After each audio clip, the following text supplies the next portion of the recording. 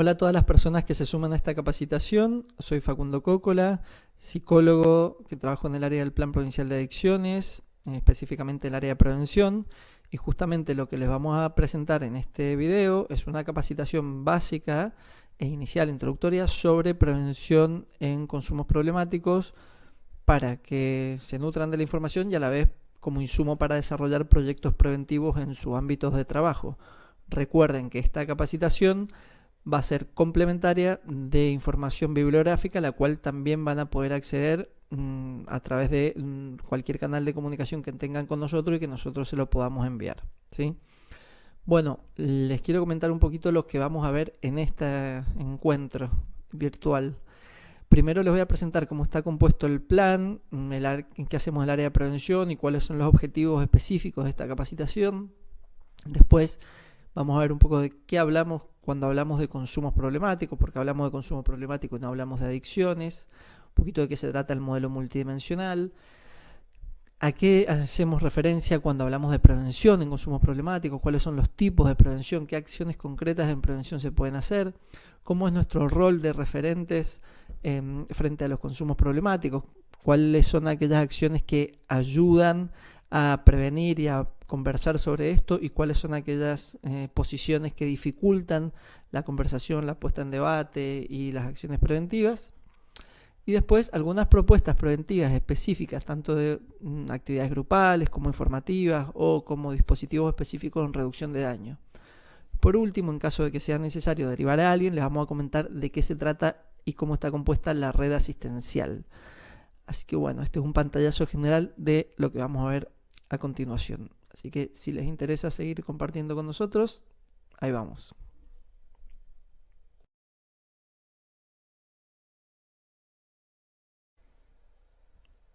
Una de las primeras cosas que les quiero mencionar es que el Plan Provincial de Adicciones forma parte del Ministerio de Salud y dentro del Ministerio de Salud depende de la Dirección General de Salud Mental de la provincia. Esto es importante que se los diga, ya que es la órbita de la cual nosotros trabajamos, que es la órbita de salud, específicamente salud pública.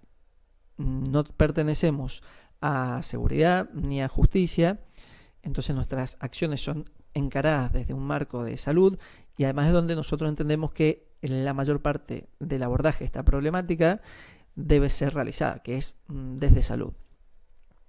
Dentro del Plan Provincial de Adicciones están las áreas de prevención, de capacitación y de asistencia. El área de asistencia es la que se encuentra mayormente vinculada con los centros preventivos asistenciales en adicciones que forman parte de la red de atención pública en consumos problemáticos de la provincia. Son los famosos CPA. Al fin del video les voy a contar un poquito de qué se tratan, dónde los pueden encontrar y cómo trabajan, ¿sí? Dentro del área de prevención específicamente, a lo que nosotros apuntamos, sobre todo en el último tiempo, es a fortalecer los ámbitos donde la gente se desarrolla, crece, pertenece y es incluida socialmente, ya que entendemos que esos ámbitos son ámbitos preventivos por excelencia, como puede ser el ámbito educativo, el ámbito de deporte, de cultura, los contextos de nocturnidad, y apuntamos a fortalecer a la comunidad donde las personas se encuentran habitualmente y trabajan para que ellas mismas y para que las propias instituciones puedan desarrollar proyectos preventivos y acciones preventivas y no dependan exclusivamente de un profesional a ver cuándo puede ir o de un grupo o un especialista, porque además está demostrado que eso no tiene mucho impacto en la prevención específicamente en consumos problemáticos. Así que esperamos que esta capacitación que le estamos dando ahora sirva de estímulo y les despierte el interés de desarrollar acciones preventivas en sus propias instituciones. Por supuesto que esto se complementa con bibliografía específica que nosotros les podemos acercar sobre sus ámbitos de trabajo, también con algún tipo de capacitación presencial que se pueda hacer y con el apoyo permanente nuestro si ustedes están interesados en desarrollar este tipo de proyectos. Nuestra intención es acompañarlos a lo largo del tiempo y que no sea un solo encuentro el que tengamos, ¿sí? Específicamente en este video, lo que nosotros les queremos transmitir es algunos aspectos generales sobre los consumos problemáticos para que ustedes entiendan de qué se tratan y cómo prevenirlos, lógicamente.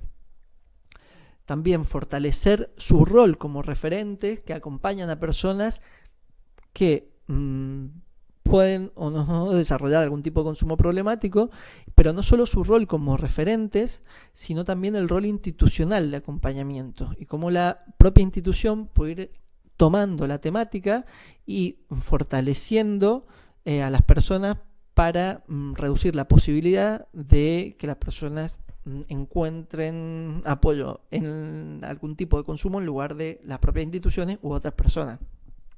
Así que nos interesa fortalecer a cada persona y a la institución. Y por supuesto que tengan herramientas para desarrollar algunos espacios preventivos específicos dentro de sus instituciones. Así que bueno, ahora vamos a pasar a contarles un poquito de qué hablamos cuando hablamos de consumo problemático y cómo lo entendemos nosotros y sobre todo en el último tiempo en Argentina también y en Latinoamérica, que se viene generando una idea en salud pública común de cómo se comprenden estos problemas. Y bueno, ahí seguimos.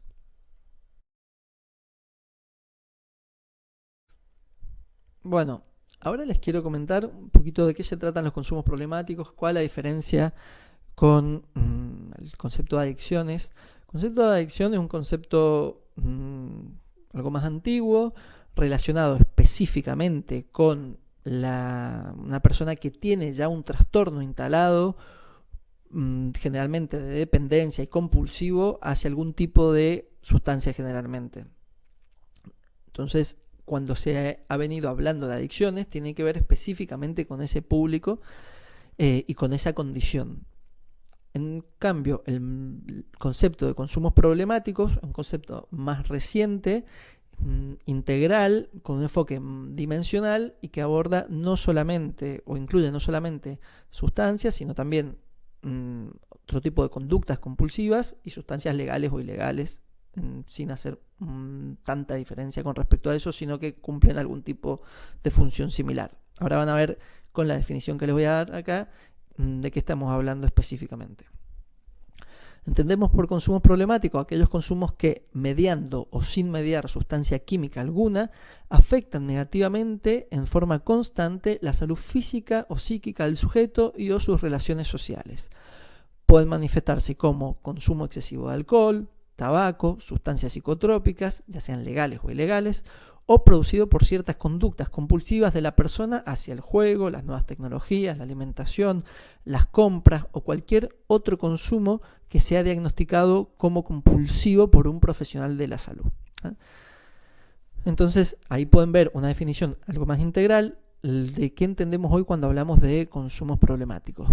Pero para profundizar un poquito sobre esto, nos parece importante comentarles a ustedes cuáles son los paradigmas de los cuales se ha comprendido este fenómeno, cuáles son las leyes en vigencia hoy importantes y que entre ellas entran en contradicción, y cuál es el modelo multidimensional, que es quizás lo más reciente con respecto a la comprensión de este fenómeno. Hay dos paradigmas de comprensión básicos o históricos y los cuales se suele dividir de forma didáctica a la hora de pensar este problema. El primero es el modelo abstencionista y el segundo, y al cual pertenece la definición que yo les he mencionado recién y en la cual nosotros entendemos a los problemas de consumo, es el modelo de reducción de riesgo y daño. El modelo abstencionista surge en los años 20, mientras que el modelo de reducción de daños es en el año 80 y 90, sus inicios. El modelo abstencionista surge fundamentalmente en Estados Unidos, en la época de la ley seca, pero en donde se empezó a prohibir el consumo de alcohol, se empezaron a abrir bares clandestinos asociados a esa prohibición, mientras que el modelo de reducción de daños surge en Europa, específicamente en Inglaterra, pero fundamentalmente en Holanda, y la intervención prototípica de este modelo fue aquellos usuarios que ya consumían heroína y que igual lo iban a hacer, pero que se estaban contagiando de SIDA por usar las jeringas, las mismas jeringas entre ellos, y que algunos tenían HIV y bueno, ya tenían SIDA, el gobierno les daba jeringas nuevas para que si se iban a administrar heroína, al menos no se contagiaran además de HIV. Entonces, esa era la lógica de reducir el daño asociado a un tipo de consumo y mejorar la calidad de vida de esa persona. A partir de ese tipo de intervención y de movimientos sociales, se va generando y se va haciendo más amplio el modelo de reducción de riesgos y daños y se va volcando hacia una perspectiva de salud pública que adquiere otro tipo de intervenciones y no solo esa, por supuesto.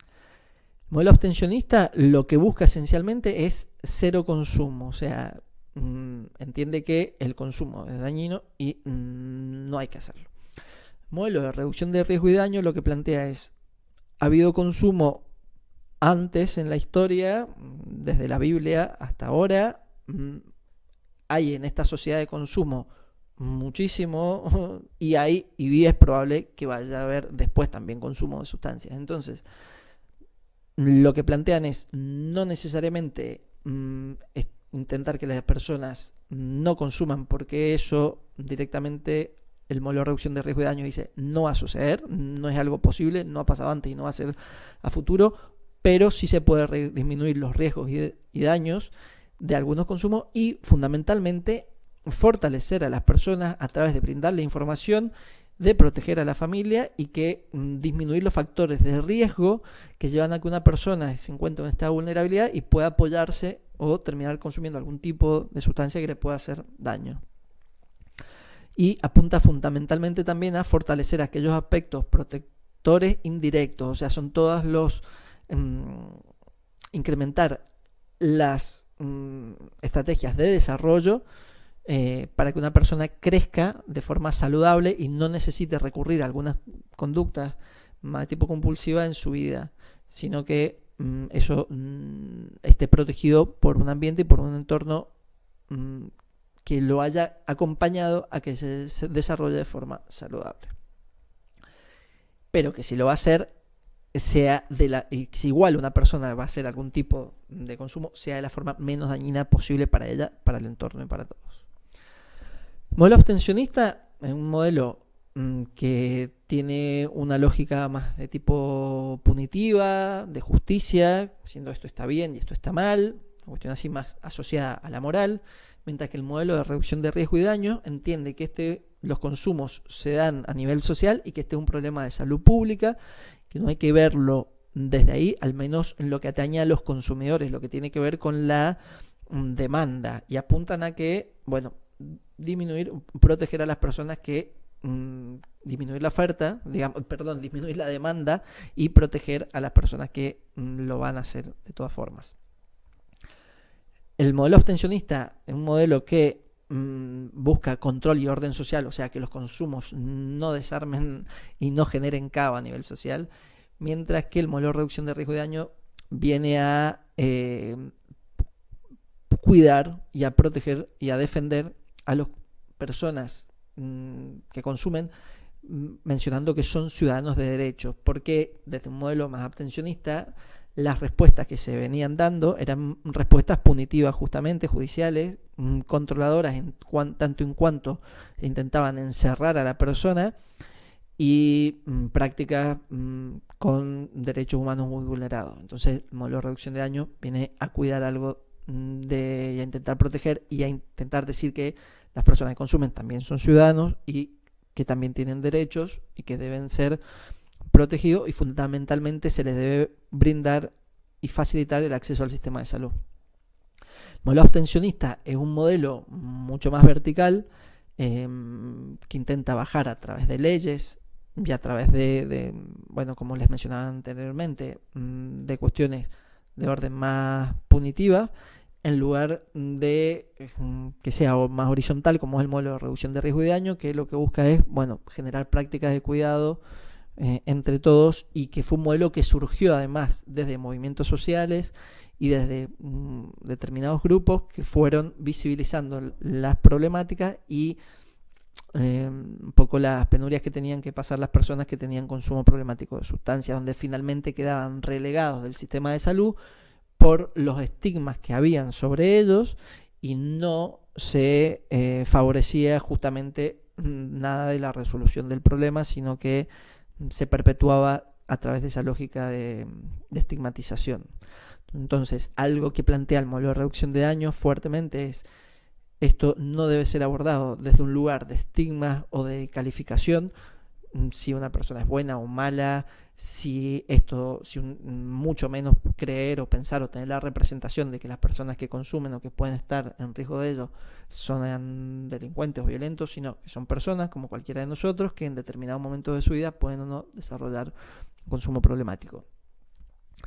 Y que la mejor manera de prevenir es de alguna forma tirar por abajo este tipo de estigmas, hablar de estas problemáticas, que estas problemáticas no son un tabú, no son algo lo cual haya que esconder, sino justamente hablar, porque eso va a hacer que la gente tenga información y pueda decidir con mayor responsabilidad en base a ello.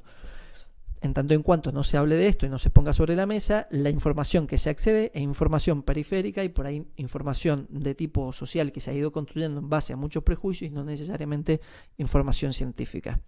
Así que bueno, esta es un poquito la diferencia entre el modelo más abstencionista y el modelo de reducción de riesgo y daño, que no quiere decir que en algún momento de la vida una persona que desarrolla un consumo problemático no necesite quizás pasar por alguna comunidad y mantener algún tipo de abstinencia sobre una sustancia o algún tipo de conducta que desarrolle, pero no es ni la opción principal que proponen como tratamiento, ni el foco de todo. Lejos de eso, se proponen desde el área asistencial mucho más tratamientos ambulatorios, territoriales, domiciliarios y de fortalecimiento del ambiente de la persona, desde niveles de menor apoyo hasta niveles de mayor apoyo, como les voy a contar en un ratito. Y la prevención se basa esencialmente en brindar información y proteger el entorno de la persona. Las leyes que se encuentran en contraposición son dos y son totalmente contradictorias. Una es la ley 23737, que es la ley de tenencia y tráfico de estupefacientes, que considera al consumidor un delincuente que debe ser penado. En cambio, la ley de salud mental considera al consumidor un usuario de sustancias con los mismos derechos que todas las personas y que en todo caso tiene un problema de salud, fundamentalmente de salud mental, y que ahí es desde ahí de donde debe ser abordado. Pero entonces esta contraposición entre la ley 23737 y la ley de salud mental generan en la práctica un montón de inconvenientes que al fin de cuentas lo que hacen es un poquito dejar por fuera del sistema de salud a muchas personas. Esto es un momento histórico de transición que veremos hacia dónde lleva, pero esto es lo que hay en la actualidad. Inclusive la marihuana, al menos hoy, mayo del 2022, está habilitada solo para ciertos consumos medicinales, mientras que el resto de consumos están penados, y el resto de sustancias como la cocaína, por ejemplo, también, no así el alcohol, siendo que es la sustancia que una de las sustancias que mayores problemáticas personales y sociales conlleva el consumo excesivo de esa, ¿no? Que bueno, esto es un poquito el marco legal en el cual hoy estamos inmersos, y por eso es tan importante cuestionar no solo el consumo en sí mismo, sino las contradicciones sociales que hay en torno a esto, y por qué a veces se habla, por ejemplo, de alcohol y drogas como si fueran cuestiones diferentes, siendo que al fin de cuentas el alcohol es una sustancia más, la diferencia es que es legal. Sin embargo, además es una de las que mayor complicaciones tiene, pero hay otras connotaciones que se le da a esa frente a otras. Como ven, nosotros estamos entrando en un terreno que es complejo y que pero que hay que considerar, pues no podemos dejar de tener en cuenta cuáles son los marcos legales que nos acompañan hoy en día y que hacen al estado del problema. Nosotros estimulamos a que las personas puedan acompañar desde el lado de salud, ¿no es cierto? Sobre todo los referentes, las instituciones que no se pongan exclusivamente o que no se instalen tanto como un agente de control, sino por el contrario, un agente que colabore el desarrollo y que pueda ver la prevención y el abordaje, la asistencia de estos problemas desde un lugar de salud, ¿eh? justamente desde un lugar de salud es que se desarrolla el modelo multidimensional, pero con una perspectiva compleja. A ver, ¿qué quiere decir esto? El modelo multidimensional dice que los problemas de consumo son problemas multicausales y son problemas que abarcan distintos aspectos y cada uno en distintas dimensiones. Primero tenemos el aspecto social, o sea, toda la sociedad de consumo en la cual vivimos hoy y todos los mensajes que constantemente a nosotros desde que nos levantamos hasta que nos acostamos, nos van invitando a consumir, a comprar cosas, a que si compramos determinadas cuestiones vamos a permanecer a tal grupo. Entonces son mensajes y bombardeos cotidianos, tanto en medios como en redes sociales, que nos estimulan todo el tiempo a consumir. Es por eso que no es llamativo que hoy los problemas de consumo sean uno de los mayores problemas a nivel social, porque es una metáfora social, ¿no?, de lo que está pasando hoy. Entonces eso no lo podemos dejar de tener en cuenta, y que no tiene que ver solamente con la sustancia, sino con compras compulsivas, con determinados tipos de alimentación, con ejercicio compulsivo y en exceso. Eso responden un poquito a la misma lógica y es lo que se nos está vendiendo de alguna forma. Por otra parte, también están los propios aspectos de cada persona, lógicamente, tanto su cuerpo, su personalidad y los acontecimientos vitales que haya vivido esa persona en su vida, donde puede haber crecido en un entorno protegido, pero pueden haber vivido algunos acontecimientos traumáticos o muy difíciles que la llevan a un estado de mayor vulnerabilidad para desarrollar algún tipo de problemática de consumo.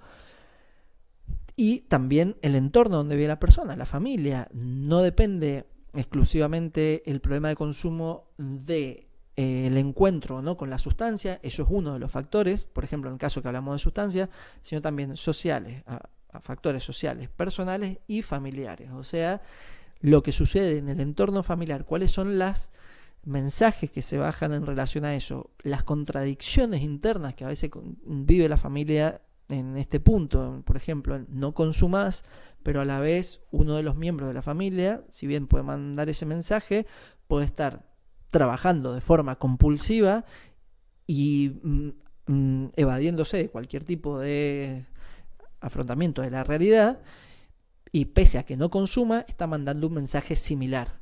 Entonces, esos son los condicionamientos y características a tener en cuenta a nivel social. Por supuesto, hay muchísimas más, como el grado de conexión emocional que puede haber entre esos miembros, cómo una persona percibe, si se percibe o no querida por los integrantes de su familia, si se siente perteneciente ahí, cómo la familia se permite o no expresar las emociones, expresar sus malestares.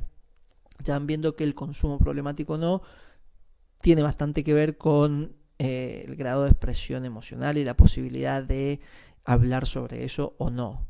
Bueno, esos son todos factores personales, individuales, pero también sociales. ¿Cuánto se estimula esto o no a nivel social y en las propias instituciones donde estamos? Por ejemplo, ¿cuánto se estimula la expresión emocional en las instituciones a las cuales pertenecemos? ¿Cuánto se permite hablar de esto en ámbitos deportivos, en ámbitos educativos?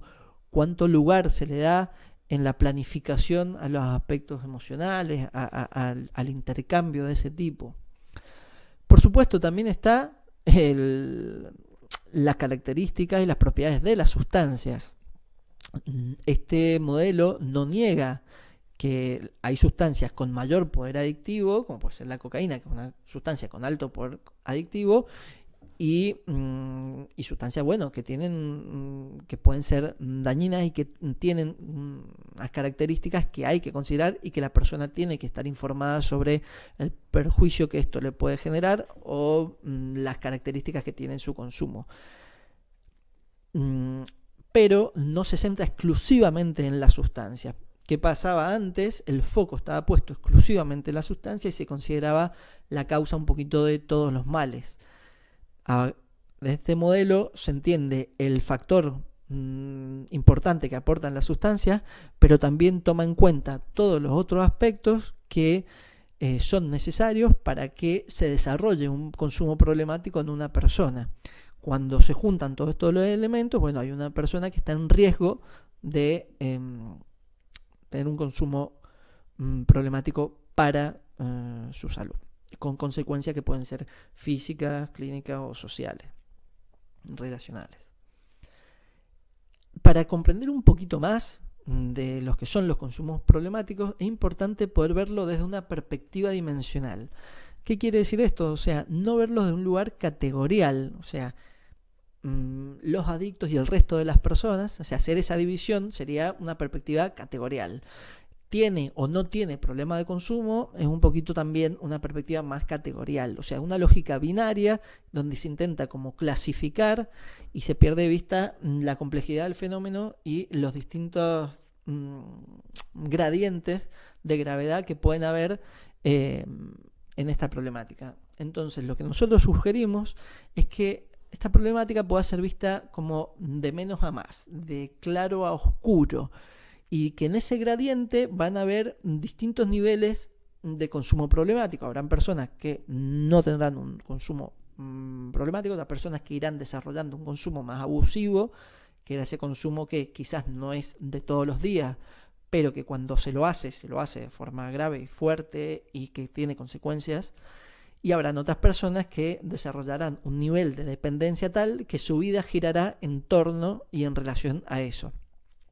Según sea el grado de problemática, es un poco la respuesta que hay que dar.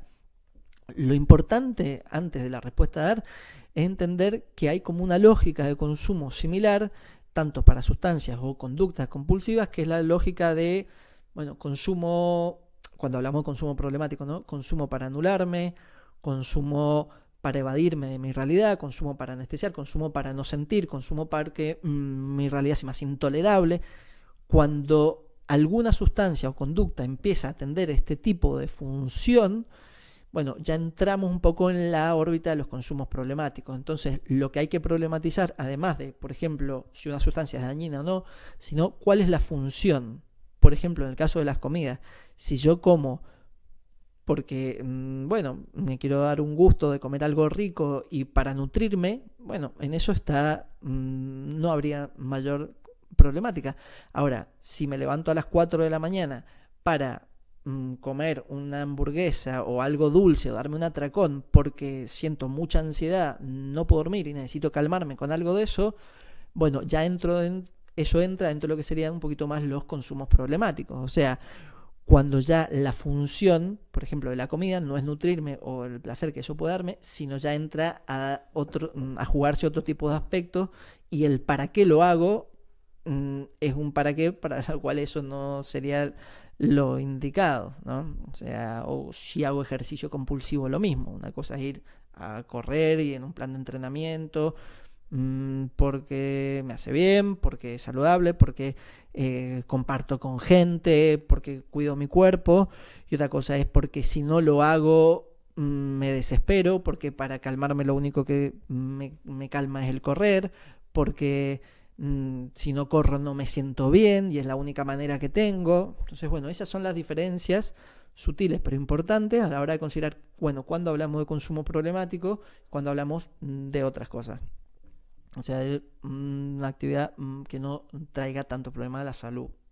Serían las otras, ¿no? Las primeras los primeros ejemplos que les mencionaba. Por otra parte, es importante en esto de la perspectiva dimensional entender que el consumo problemático involucra distintas etapas del ciclo vital. O sea, esto no tiene que ver solo con los jóvenes, que es el primer estigma que hay sobre esto, que esta es una problemática de jóvenes. Esta es una problemática que atañe a todas las etapas del ciclo vital, hay factores de riesgo que se empiezan a desarrollar en la niñez, que inclusive hay niños que van teniendo encuentro con algún tipo de sustancia, que la adolescencia es un momento de mucho riesgo en relación al consumo, porque el cuerpo está en desarrollo y la personalidad está en desarrollo también. Entonces el consumo problemático, o sea, el consumo de sustancias en la adolescencia es siempre problemático, por eso, porque está el cuerpo y personalidad en desarrollo. Y una persona se puede empezar a apoyar en una sustancia a la vez que va construyendo su identidad en relación a eso. Entonces después va a ser difícil que pueda revertir esa situación. Por eso es tan importante que nosotros hagamos prevención en jóvenes, aunque no sea un problema exclusivamente de jóvenes, pero es por eso que es importante hacer la prevención en jóvenes y en personas en desarrollo. Pero como les decía, no atañe exclusivamente a ese grupo social. También tiene que ver con el consumo que se da en la edad adulta, que quizás no es un consumo tan abusivo, o sea, como de episodios de abuso, como les mencionaba recién, sino un consumo más dependiente, que quizás pasa más desapercibido, pero se establece más a largo plazo y se sostiene como el consumo, por ejemplo, diario de alcohol, que se suele dar en algunas personas y se suele dar en alguna familia a la vez que se cuestionan otros consumos, y esas son las contradicciones de las cuales yo les hablaba recién. Según el nivel también de gravedad de la situación y de urgencia, van a haber distintos grados de apoyo necesarios. No siempre se necesita el mismo nivel de apoyo. A veces una persona que está empezando a experimentar con algo, quizás con alguna charla de sus amigos, de sus pares, sea necesario para que la persona no empiece a desarrollar un consumo problemático. Una persona que pueda recibir ayuda de su familia y de sus pares, de sus amigos, consuelo, y que puedan hablar y recibir algún tipo de consejos y apoyo en relación a eso, quizás con eso sea suficiente. Hay otras personas que ya necesitarán un abordaje más de salud, o sea, que tenga que ver con los pares, la familia, las instituciones que participan, pero también sus espacios terapéuticos, por ejemplo, espacios ambulatorios, o sea, atendido por profesionales psicólogos, por ejemplo, psicólogas, o pasar más de un espacio ambulatorio a un centro de día, si hay una persona que necesita mayor nivel de apoyo, que un centro de día es donde una persona va, hace su tratamiento, que tiene que ver con intervenciones profesionales, pero también con algunos talleres y otras cuestiones. O sea, que pasa varias horas del día ahí, pero no se queda a dormir, no reside ahí. Pero es un nivel de apoyo mayor que un espacio exclusivamente ambulatorio, al menos de lo institucional. Y después están, en el mayor nivel de apoyo, las comunidades terapéuticas, o sea, los espacios residenciales, aquellos, lo que se conoce como las internaciones, que es cuando ya la problemática ha adquirido una gravedad importante y se ha intentado otras estrategias, no han dado resultados, entonces se busca que la persona se incluya en un espacio de salud con mucho más contención, como puede ser un espacio residencial, que dura un tiempo. Y tienen que saber que hay dos tipos de internaciones que son muy distintas. Una es la internación que tiene que ver con la desintoxicación y que dura un par de semanas, y otra es un tratamiento residencial a largo plazo, que puede durar unos meses o un año, donde ahí lo que se hace es tratamiento, mientras que en la desintoxicación es una cuestión más que nada orgánica y clínica, a los fines de ayudar a la persona que transite ese par de semanas desintoxicándose de una forma cuidada. Esto lo vamos a ver un poquito más cuando les cuente lo de la red asistencial. Así que para resumir y volver un poquito a lo que les comentaba recién, lo importante es poder tener una perspectiva dimensional del fenómeno, o sea, de menos a más. Y en base a eso va a ser cuál es el nivel y el tipo de ayuda que necesita una persona. También en esto lo dimensional quiere decir que todos podemos desarrollar algún tipo de consumo, que esto nos involucra a todos, y que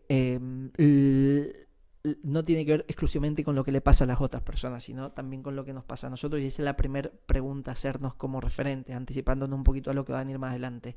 Bueno, ¿cómo estamos nosotros con nuestro propio consumo? ¿Qué hacemos en relación a eso? ¿Cuánto nos apoyamos en el espacio de salud? ¿Cuánto nos apoyamos en otras personas? ¿Cuánto nos abrimos para contarles lo que nos pasa? ¿O cuánto nos restringimos en relación a eso? Que mirarse para adentro es una muy buena manera de prevenir y de una muy buena manera de posicionarse a la hora de acompañar a otros. Ese es como el primer paso. Ahora vamos a ver específicamente cómo trabajar la prevención en consumos problemáticos, y para eso hay algunos aspectos que son claves a tener en cuenta. Primero, ¿qué son los ámbitos preventivos? Luego, ¿cuáles son los tipos de prevención que hay y cuál pueden elegir ustedes hacer en base a las necesidades y posibilidades de su institución? Y cómo desarrollar prácticas de cuidado que protejan en relación a esta problemática.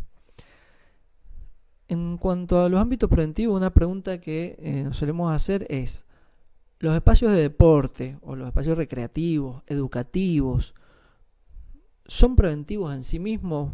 ¿Son preventivos por el solo hecho de ser o deportivos, educativos? ¿Qué hace que un ámbito sea preventivo? ¿Cuál es la diferencia con otros que no lo son? Sobre todo cuando nosotros hablamos de prevención en términos de salud mental, ¿no?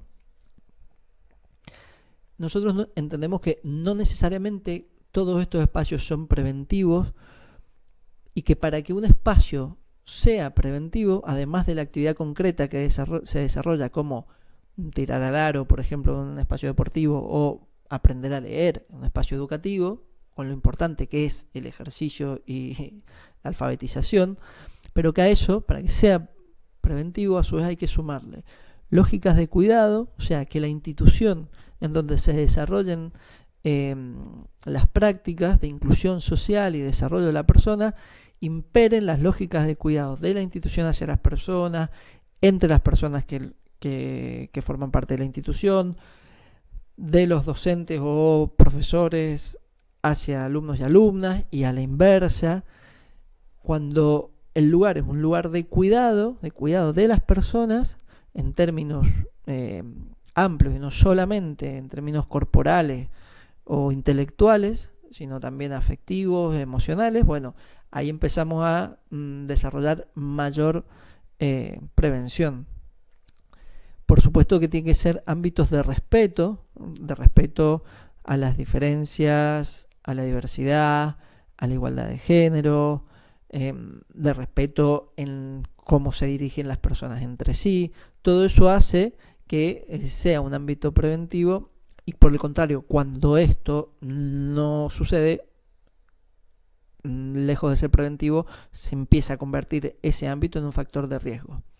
Por supuesto que la mayor herramienta preventiva es la inclusión social. Cuando una persona es incluida socialmente, la fortalecemos en muchos aspectos. Puede ser que un ámbito sea generalmente inclusor, pero también puede ser que dentro de ese ámbito alguna persona por algunas razones se la esté excluyendo, y eso es un factor de riesgo. Entonces es importante hacer lo posible porque todas y cada una de las personas, con las diferencias y dificultades que tengan, sean incluidas socialmente. Por supuesto, cuando un espacio es emocionalmente amigable, también se genera mucha mayor posibilidad de hablar de las cosas que nos ponen mal, de los miedos, de los enojos, y de canalizar eso a través de la palabra y no necesariamente a través de conductas de riesgo, ya sean de conductas más de tipo aislamiento o conductas que tienden a la explosión. O sea, si nosotros permitimos que se hablen de las emociones, de cómo las personas se sienten, de cómo están en ese espacio, vamos a protegerlos de aquellas cosas que los meten más hacia adentro y los hacen que se queden retraídos del resto, o aquellas conductas más de tipo de daño hacia ellos mismos o hacia otras personas. Así que generar un espacio emocionalmente amigable donde las emociones puedan circular, donde la expresión de afecto pueda circular, eso hace que sus espacios de trabajo sean preventivos. En mucha relación con esto tiene que ver la expresión de los afectos, o sea, no solo emociones, sino así, miedo, ira, tristeza, enojo, sino también la expresión de los afectos, palabras, ustedes son importantes para mí, los quiero, nos queremos, ¿no? Poner en palabra las cuestiones que tienen que ver con la afectividad. La escucha activa, o sea, no solo poner el cuerpo, decir lo que hay que decir y marcharse, o hacer la actividad que hay que hacer y marcharse, sino uno poder tener una atención y una escucha activa, o sea, atención a cómo están las personas a las cuales yo les estoy brindando esta información y qué me dice la persona, no solo exclusivamente en lo explícito, sino también cómo lo notamos nosotros, qué me dice, lo que me dice, si me lo dice compungido, triste, y si hay algo, si me está contando algún tipo de tristeza, si lo está pudiendo hacer explícito, bueno, es importante poder estar ahí realmente y no cortar eso, sino permitir la expresión emocional. A veces simplemente es necesario escuchar, no se sientan que en la responsabilidad de sí o sí tener que dar una respuesta frente a eso que les están comentando, una respuesta que resuelva el problema. Eso hoy a veces hay que dar respuesta porque si están comentando alguna situación de riesgo y son niños, niñas o adolescentes y hay un derecho vulnerado, algo hay que hacer con eso, cada uno en su ámbito lo sabrá. Y están las guías de procedimiento en los ámbitos específicos que ustedes pueden acceder en la bibliografía. Pero generalmente cuando no hay una situación quizás de tanta gravedad y la persona nos está contando, ya con el hecho de que pueda contar que se siente triste, que está mal por algo y que pueda confiar en nosotros para hablar de algo de eso y que la institución pueda apoyarla a la persona en lo que está pasando, quizás con eso es suficiente, con que se pueda expresar, con que pueda poner en palabra. No es necesario tapar esa emoción porque estaríamos dentro o de lo que son las lógicas del consumo que hablábamos más temprano, estaríamos replicando algo de eso. Entonces, encauzarlo para que la persona pueda hablar de eso y mediante una escucha activa, respetuosa y legitimando las sensaciones que tiene esa persona, con eso la mayor cantidad de veces es suficiente para que esa conversación sea útil, sea preventiva y sirva de algo. Si después hay que dar algún tipo de respuesta, uno puede pensarlo un poco, buscar fuentes, buscar información y dar una respuesta. No sentirse en la obligación inmediata de la respuesta o de tener que dar una respuesta por lo que uno cree o por su propia experiencia. Si no hay, los estimulamos, nosotros los invitamos a buscar información en fuentes enteras, fidedignas y que realmente puedan ayudar y acercarle esa información a la persona en caso de que lo necesite o que o que le venga bien. Por supuesto, por último, los vínculos significativos, los espacios que permiten desarrollar vínculos significativos son, o sea, que le dan lugar a la importancia de las relaciones entre las personas, son espacios preventivos, porque al fin de cuentas quizás el deporte y la educación son espacios o otros espacios culturales, son de alguna forma el medio donde se desarrollan relaciones muy importantes en la vida de las personas, si es que eso se permite y se estimula, no solo si se permite, sino si se estimula a la vez el establecimiento de vínculos significativos, si se hace algo para ello. Todo esto es preventivo en términos de salud mental y a nivel general, y en lo que tiene que ver con consumo problemático es súper preventivo, una prevención quizás más indirecta y no tan específica, pero tal vez es la condición para poder desarrollar la prevención específica. Quizás el marco general y lo más importante para las acciones más puntuales. Además de qué es lo que compone, qué es lo que hace que un ámbito sea preventivo frente a otro, también están los tipos de prevención en consumos problemáticos. Nosotros le traemos este cuadro para que ustedes puedan ver todas las opciones de prevención que hay para hacer y que en base al diagnóstico que ustedes hagan, a las necesidades de su población, puedan elegir alguna y desarrollarla. Y quizá en algún momento elegir otra y desarrollarlas así dentro de un proyecto, de un marco preventivo. Hay distintos tipos de prevención que se dividen en universal, cuando engloban a todo el universo de una población, por ejemplo, a todos los adolescentes. Después selectiva, como pueden ser adolescentes escolarizados, o sea, no selecciona todo el universo, sino un grupo dentro de ese universo, es adolescentes escolarizados. O indicada, que por ejemplo, adolescentes escolarizados en riesgo de desarrollar consumo de sustancia. O adolescentes no escolarizados en riesgo de desarrollar consumo de sustancia. Esas son distintos recortes de población a lo cual nosotros dirigimos nuestras acciones preventivas. Es importante que ustedes puedan diferenciar a quién quieren dirigirse con cada uno, hacia todo el universo de adolescentes o algunos de ellos. Cuando digo adolescentes, un ejemplo, porque también pueden ser adultos, adultos mayores o cualquier rango etario. Hay un tipo de prevención, a su vez, que es ambiental. Más allá del sector poblacional al quien se dirige, que es como la universal selectiva indicada, está la ambiental, que tiene que ver con las intervenciones que pretenden reducir la disponibilidad de oportunidades para implicarse en conductas de riesgo para la salud en un ambiente particular. Esto es lo que se conoce como, por ejemplo, cuando se empezó a reducir el consumo de alcohol, de tabaco en espacios públicos, bueno, alcohol también en algunos espacios. O cuando se empezó a prohibir el consumo de tabaco en baños, en aviones, en determinados bares, o cuando no se permite la compra de alcohol en menores de 18 años, son tipos de prevención ambientales. Alguna de estas la regulan gente encargada de comercio, seguridad, etcétera, pero nosotros los estimulamos a que cada una de esas instituciones pueda pensarse, bueno, qué tipo de prevención ambiental, o sea, que tiende a reducir la oportunidad del consumo, se puede implementar en su propia institución. Por otra parte, y quizás una de las que más nos interesan, tiene que ver con aquellas intervenciones de desarrollo, o sea, las intervenciones destinadas a la socialización y el desarrollo de los jóvenes y las jóvenes, a medida que crecen y maduran, para que sean menos susceptibles a las oportunidades para las conductas de riesgo que estén presentes en su ambiente. O sea, son todas aquellas acciones que tienden a que la persona crezca y se desarrolle en un ambiente lo más saludable posible.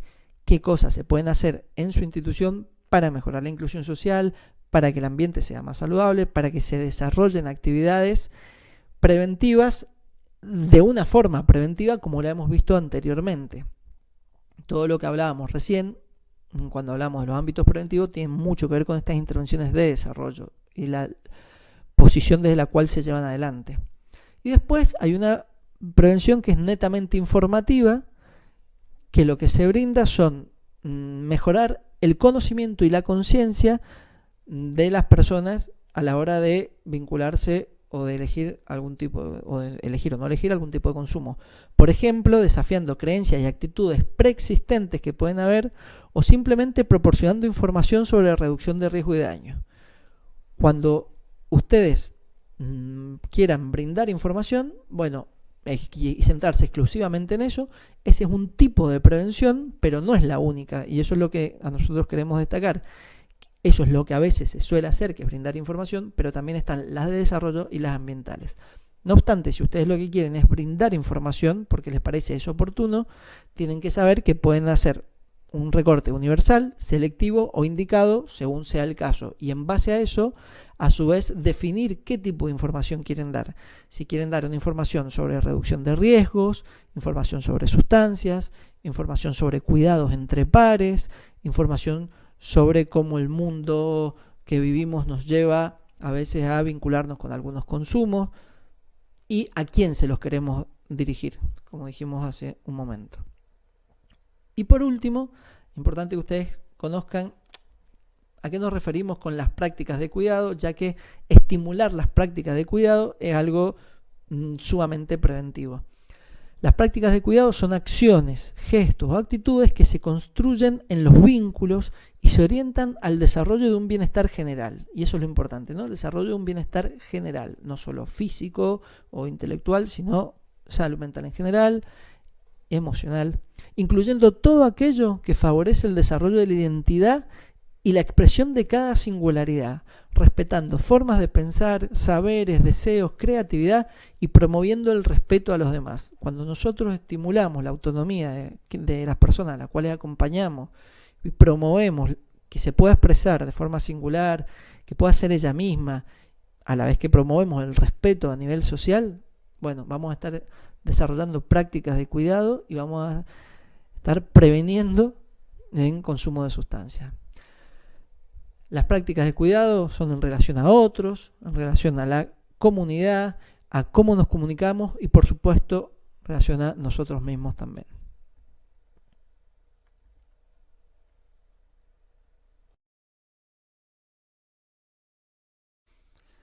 Como les anticipaba al principio, es importante que tengamos en cuenta algunos aspectos del rol de los y las referentes que acompañan estas situaciones, ya que hay determinadas posiciones frente a la problemática que van a permitir mayor apertura de las personas con quienes charlemos de estas cosas, que van a permitir que una persona cuente sus sensaciones, sus emociones, sus puntos de vista.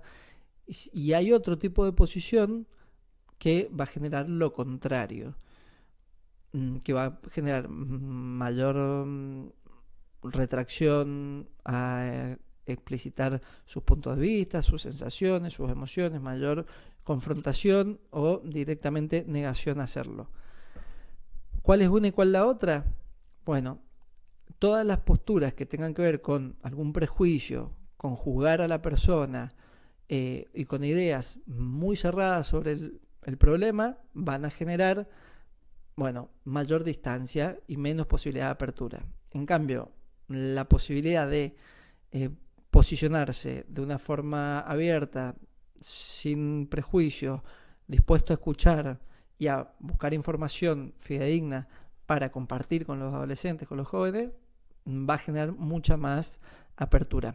Por eso les queremos contar un par de cuestiones a que tengan muy en cuenta. La primera es que podamos los que acompañamos cuestionar nuestras propias ideas y percepciones adultocentristas. Es decir, creer que el mundo adulto es aquel único dueño de la verdad, que esa es la verdad absoluta, o que mis propias experiencias de vida que me han permitido resolver algunas cosas, o que yo creo que me lo han permitido resolver, es la solución a los problemas. Que a mí me haya servido algo no quiere decir que eso sirva para todos. Los jóvenes de hoy tienen otras necesidades, otras maneras de resolverlo, que pueden ser igual de legítimas de las que habían en su momento. Entonces la posibilidad de yo no pararme desde un lugar así como los adultos son los que la saben y esa es la verdad, y eso es lo que hay que hacer. Si yo tengo en cuenta que esa estrategia no sirve mucho y no colabora, probablemente la gente con la que yo converse esto va a tener mucha más apertura. También, y como mencionamos un poquito más temprano, animarse a escuchar sin creer que uno tiene que tener una respuesta correcta en ese momento, ¿sí? Una escucha activa, una escucha desprejuiciada, una escucha que no estigmatice, y sin la necesidad de dar una respuesta si es que yo no la sé. Lo que sí puedo hacer es buscar información fidedigna y ahí sí, brindarla, revisarla, discutirla con la gente con las cuales se ha planteado la situación, el problema, el debate o lo que sea, y que sea información de fuentes fidedignas, de fuentes confiables, de fuentes certeras, fuentes científicas y de gente que tiene conocimiento de la problemática. Por ejemplo, si ustedes quisieran hacer un debate sobre cuidado entre pares, sobre algún tipo de sustancia, bueno, nos pueden consultar, nosotros brindarle la información y que ustedes la puedan poner al servicio de las personas para discutir sobre eso. Eso en cuanto a la prevención. Ahora, también el rol de referentes puede ser muy importante para lo que es la atención temprana, porque si ustedes han detectado que hay una persona que tiene algún tipo de consumo problemático, han hablado con la persona y ella está dispuesta a recibir algún tipo de ayuda, bueno, es importante que ustedes conozcan cómo se compone la red para que puedan derivar. Y una derivación a tiempo y temprana hacia salud mental puede ser muy beneficiosa en la vida de una persona que quizás las otras personas que lo acompañan de su entorno no lo han detectado o no han podido acercarse tanto, y si ahí se genera un vínculo de confianza, la derivación va a ser mejor aceptada. Siempre es importante establecer relaciones de confianza para que pueda ser tomado la información. Si no se ha establecido esa relación, la información también hay como una reticencia frente a eso. Ahora, hay dos puntos claves a fomentar como referentes adultos o referentes que acompañan la problemática, que es la estimulación de los cuidados colectivos, o sea que pueden haber cuidados entre pares en momentos de consumo o previo. Por ejemplo, ¿cuál sería eso? Algo básico, que alguien no se vaya o no se vuelva de la fiesta solo, puedan tomar agua y se den entre ellos y compren el agua a la hora de ir a una fiesta y no compren exclusivamente alcohol, sino también agua u otras cosas para tomar, que no haya solo eso y que eso lo puedan organizar entre todos. Eso es fomentar los cuidados colectivos. Y por otra parte, generar cuidados institucionales, como todo lo que hemos hablado recién sobre la posibilidad de expresar las emociones, de generar espacios que pongan sobre la mesa la salud mental, de que las personas puedan cuestionar en un debate general el tema de los consumos y que la escuela o el ámbito deportivo o el ámbito que sea tenga una posición desde salud frente a esto.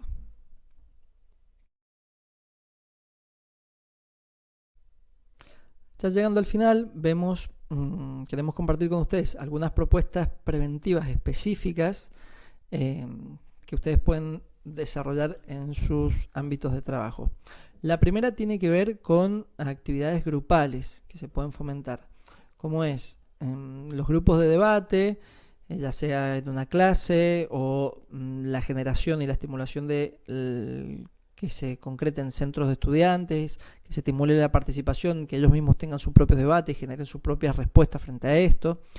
Y sean debates colaborativos donde se estimule el cuidado colectivo, o sea, el cuidado entre pares, y que son debates que permiten ampliar puntos de vista sobre un fenómeno complejo, como son los problemas de consumo. Entonces, mientras mayor voces hayan comentando al respecto y brindando posibilidades de respuesta a la hora de cuidarse mutuamente, más va a resonar y más posibilidades preventivas eso va a tener. O la generación de talleres de sensibilización. O sea, son talleres donde se empiece a tocar algo de la problemática, quizás más focalizadas en algunas cuestiones, como por ejemplo la crítica sobre aspectos sociales que nos promete el consumo como fuente de felicidad, ¿no?, en el mundo que vivimos actualmente. O la relación que puede haber entre algunos estados emocionales y el consumo de sustancias o las compras. Son pequeños talleres que se generan con algún insumo disparador específico y que se fomenta el debate a nivel grupal. Para todo esto nos pueden pedir información que nosotros se las podemos brindar y que van a estar probablemente en algún lado también asociado a este video, en algún link o algo, depende de dónde vean este video, y van a poder recurrir a estos juegos y a esta información disparadora para los grupos de debate y los talleres de sensibilización. Después tenemos la difusión de material informativo específico, donde contamos con guías, videos, trivia, juegos didácticos que les permiten a ustedes acercar la información de una manera más reducida y más entretenida también. Esta difusión del material preventivo puede ser a través de las redes sociales institucionales que ustedes tengan, Facebook, Instagram, TikTok, YouTube, lo que tengan, tanto institucional formal como las más informales, como pueden ser los grupos de WhatsApp que se tienen con los alumnos, con los jóvenes, con las familias, incorporar a las familias en brindarle este tipo de información y en hacerlas partes tanto de grupos de debate, como decíamos anteriormente, o a la hora de difundirle esto, es fundamental, ya que no queda exclusivamente en el ámbito de inclusión social de la persona, sino también en su red primaria, que es su familia, y la información puede llegar también a otras personas. A la vez, este material puede ser colocado en un espacio físico específico de cada institución, ya sea impresa o en televisores que tengan o en determinado momento previo o posterior a alguna actividad, de acuerdo a las características y posibilidades de cada lugar. Y por supuesto la distribución en eventos específicos. Hay eventos como por ejemplo en la escuela el último primer día o el día del estudiante, que son eventos donde han habido situaciones de consumo abusivo de alcohol, entre otras sustancias. Entonces viene muy bien difundir material de forma previa, trabajar sobre ello y de esa manera prevenir lo que puede suceder en ese día. les repito, para todo eso tenemos guías que les pueden ser de mucha utilidad y que pueden ser apropiadas por ustedes, y donde nada de esto es necesario que sea desarrollado por un especialista en la temática, sino que tranquilamente puede ser abordado por ustedes. A su vez, hay dispositivos preventivos específicos en lo que es reducción de daños y que se instrumentan y se desarrollan en algunos eventos particulares, donde va a haber alguna situación de consumo. Por ejemplo, en la fiesta de la cerveza, que nosotros lo solemos hacer todos los años, es la implementación de una carpa de descanso, hidratación y recreación. Es una carpa donde la persona puede ir, descansar, se arma como un living. Si quiere frenar de su consumo o hacer una pausa o recuperar energía un rato, va y descansa en la carpa, toma agua, se le brinda agua antes, durante y después del evento. Eso es muy importante, siempre que lo tengan en cuenta. Además, se les da frutas y golosinas para reponer algo de azúcar y de hidratación, y generalmente va acompañado de algún espacio de juego, de recreación, también para que la persona vea que hay otras fuentes de diversión, además de algunos tipos de consumo. Entonces, esto protege bastante, y nosotros tenemos un instructivo para desarrollarlo paso a paso, que es muy sencillo y muy claro, y les repito que no es necesario que haya un especialista ahí. En caso de que haya alguna persona intoxicada, bueno, por supuesto que están también las pautas de alarma y de asistencia, que básicamente consiste en ponerlo en un lugar cuidado y que sea asistido por un equipo de salud. Después están la incorporación de stand informativos, que puede ser con información en general sobre algunos aspectos de los consumos problemáticos, o información específica sobre algunas sustancias, sobre la red de atención, sobre la intervención en caso de que alguien esté intoxicado, sobre algunos mitos sobre algunas sustancias, sobre los derechos de las personas que tienen consumo problemático. Depende de a dónde ustedes quieran apuntar, de acuerdo a las necesidades que hayan identificado en su propia institución, como vimos más temprano. Esos son al menos dos dispositivos específicos en reducción de daño y también informativos que se pueden desarrollar y que terminan siendo, creo, bastante útiles en relación por lo menos a la experiencia que nosotros hemos tenido. Así que bueno, ahora vamos a pasar a comentarles un poquito de qué se trata la red de atención en caso de que sea necesario que alguien reciba un tratamiento específico en esta problemática.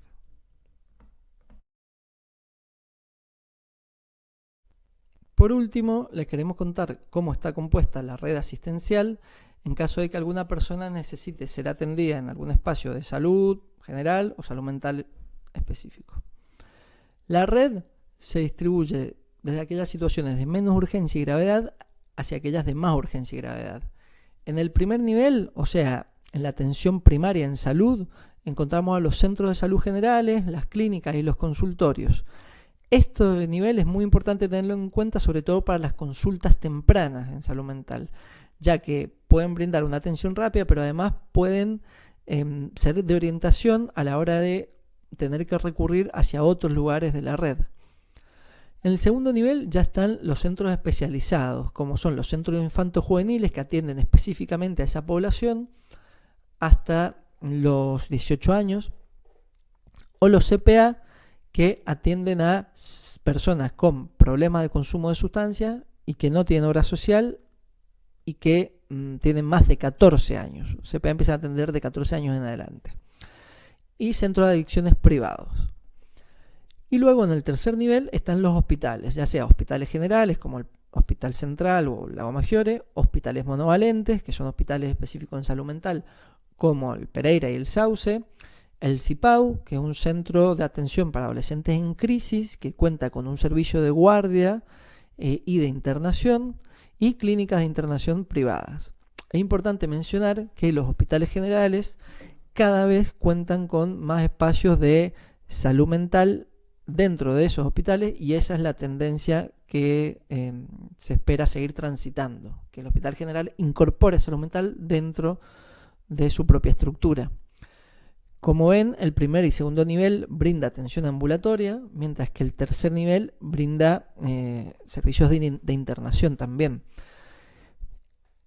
Acá hay que diferenciar dos cosas: la internación por desintoxicación y la internación en lo que es hacer un tratamiento por consumos problemáticos, por ejemplo. La internación por desintoxicación se hace generalmente iniciando en un hospital general y puede pasar a un hospital monovalente, dura aproximadamente 15 días y no se hace tratamiento justamente, sino se hace una desintoxicación. Luego está el ingreso, la posibilidad de un ingreso en comunidad terapéutica donde hace un tratamiento residencial la persona. En ese caso siempre es bajo el consentimiento de la persona, ya que la ley de salud mental así lo exige.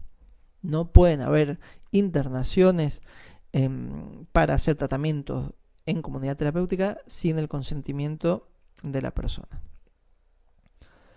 Por su parte, los CPA, como mencionaba anteriormente, pertenecen al Plan Provincial de Adicciones, atienden a personas de 14 años en adelante que tienen problemas de consumo y que no tienen obra social. Y estos se distribuyen en toda la provincia, hay 9, y la persona tiene que concurrir de acuerdo a aquel que le toque según donde viva. Hay CPA que atienden a población exclusivamente de su departamento y hay otros CPA que atienden a personas de más de un departamento. Ahí les dejamos los datos. De todas formas, en cualquiera de nuestras redes lo pueden encontrar o nos lo pueden solicitar también. Y ya para terminar, es importante comentarles cómo sugerimos acompañar a personas que presenten alguna problemática de consumo. Primero, animarse a conversar sobre el problema, realizando una escucha atenta sin juzgar ni culpabilizar y medianamente, al menos, intentar entender, comprender su situación. ¿Qué es lo que, cómo ha llegado a eso? ¿Qué la tiene adherida a esa situación? ¿Cómo está ella? Por lo tanto, es muy conveniente contener a nivel emocional, o sea, poder abrir el espacio de la expresión de las emociones, brindar consuelo, dar un abrazo si alguien se encuentra mal, o estar simplemente cerca en momentos de angustia, digamos. Son pequeños gestos que lo que transmiten es compañía, consuelo y alivio en lugar de una crítica y un juzgamiento y una estigmatización que lleva a que la persona se aleje justamente de las personas y termine recurriendo a otro tipo de consumos para obtener eso. En la misma línea, que se puedan transmitir palabras afectivas que den cuenta de los sentimientos positivos que se tienen sobre esa persona, más allá de la situación que esté viviendo y lo que eso pueda estar generando. Y poner límites saludables cuando la persona se encuentra en riesgo. O sea, hay situaciones extremas que es necesario algún tipo de límite para siempre sin mediar y sin que sea acompañado de ningún tipo de violencia, pero algún tipo de límite que pueda contenerla y cuidarla y sobre todo guiarla y acompañarla hacia a que sea incluida en algún espacio de salud. Y ya para finalizar, comentarles cuáles son algunos de los derechos más importantes de las personas con consumo problemático. Las personas con consumo problemático tienen derecho a un acceso gratuito, igualitario y equitativo a la atención integral de salud mental, a recibir el tratamiento más conveniente y menos restrictivo de derechos y libertades, a ser acompañados antes, durante y luego del tratamiento por sus familiares o por quien la persona designe, a no ser discriminado por su padecimiento mental, a recibir información adecuada y comprensible acerca de los derechos que puede ejercer y al consentimiento informado, y a tomar decisiones relacionadas con el tratamiento en el marco de sus propias posibilidades. Parecía relevante transmitirle esto. Estos afiches también se los podemos compartir si ustedes los quieren y les vienen bien. Y esperamos que les haya venido bien esta información, les sea nutritiva para su labor y le haya despertado interés de querer conocer más, desarrollar algún espacio preventivo y ser acompañados por nosotros, para lo cual estamos a total disposición. Les mando un saludo grande y gracias por haber compartido este rato conmigo de esta manera. Un saludo, chau chau.